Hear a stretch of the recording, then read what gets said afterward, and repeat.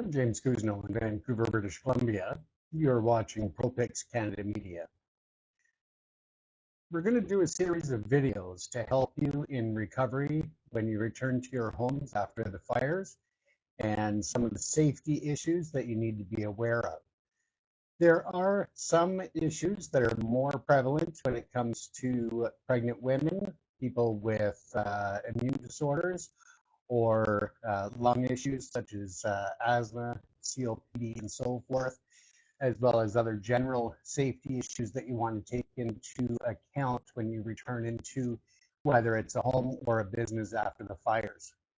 And the first thing you want to do from an external point of view before you even enter is assess if there's a lot of water around the property and around the home or the building. If there is, you want to be prepared going in that there could be water inside, visible and out of sight.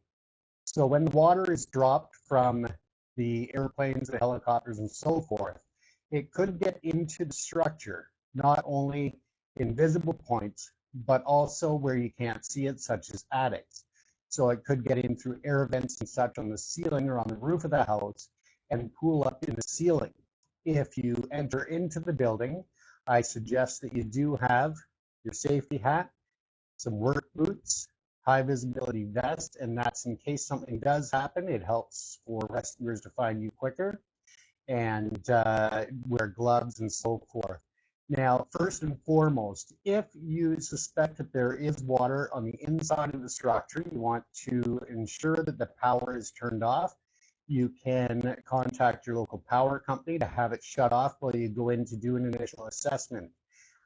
If you can safely get to your breaker box inside the home, then you can go in and turn all the breakers off, your master breaker and all of the others, and then do an assessment. Now, keeping in mind that if there is water pooled on the bottom level, so in some homes it's a basement, other homes it'll be your main floor.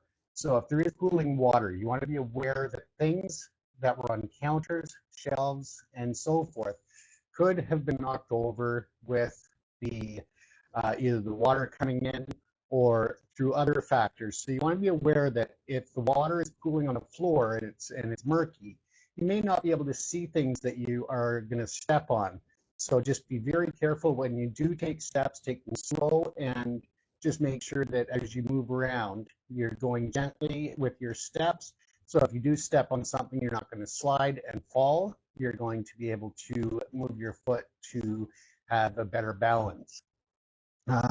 If there is water around the property, but you go in and it is dry inside the building, be aware that there could be water pooling in the ceiling that you don't see, and that causes a lot of weight onto the drywall or whatever other components that your ceilings inside the building are made of.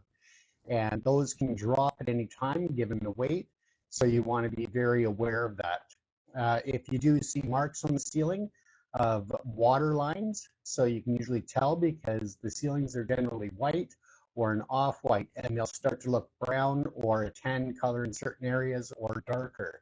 Now, if that is the case, what I suggest is finding your attic access point. So you've usually got a little trap door somewhere that gives you access to your attic. And you want to take a look in there. You don't want to just start drilling holes because you want to be aware if there's large amounts of water or other risks that are there that could fall down.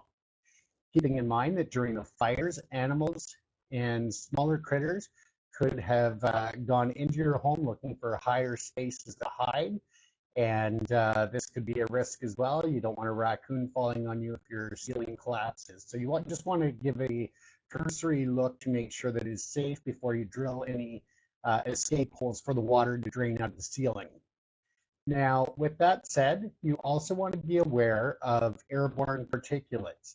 Now, whether or not your house was directly damaged by the fire or you're in a fire zone, particulates in the air travel long distances and they will settle on all kinds of things. So whatever surfaces are exposed can have soot and ash, but keeping in mind that there could be other contaminants from burning of other structures, homes, businesses, even the forest around you.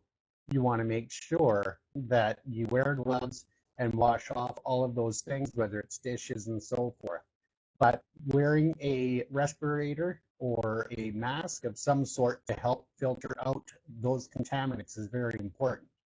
This is especially important when it comes to pregnant women, small children, elderly, and anyone with an autoimmune deficiency or asthma and such, because these particulates can work their way into the lungs. They're not visible to sight, but they are in the air. So you want to be careful of that.